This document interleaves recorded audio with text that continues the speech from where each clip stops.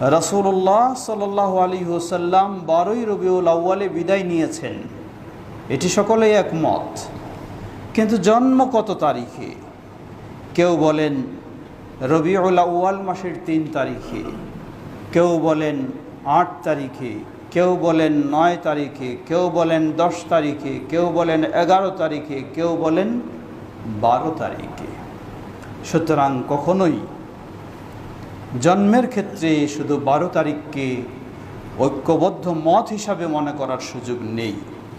যদিও হয়, কিন্তু এই দিনটিকে কেন্দ্র করে আপনি কোনো ঈদ উদযাপন করবেন, এমনটি আপনার চেয়ে প্রিয় যারা ছিলেন, এই উম্মার শ্রেষ্ঠ যারা ছিলেন, খোলাফায়ে রাশিদিন, সাহাবাই কেরাম, তাবেঈনগণ, এমনকি প্রসিদ্ধ ইমাম আবু হানিফা রাহিমাহুল্লাহ, ইমাম মালিক রাহিমাহুল্লাহ, ইমাম শাফিঈ রাহিমাহুল্লাহ, ইমাম আহমদ বিন হাম্বল রাহিমাহুল্লাহ, তারা তো নন, তাদের যুগ পর্যন্ত এই ধরনের ঈদে মিলাদুন নবী বা 12 তারিখের কোনো অনুষ্ঠান পৃথিবীর বুকে হয়নি।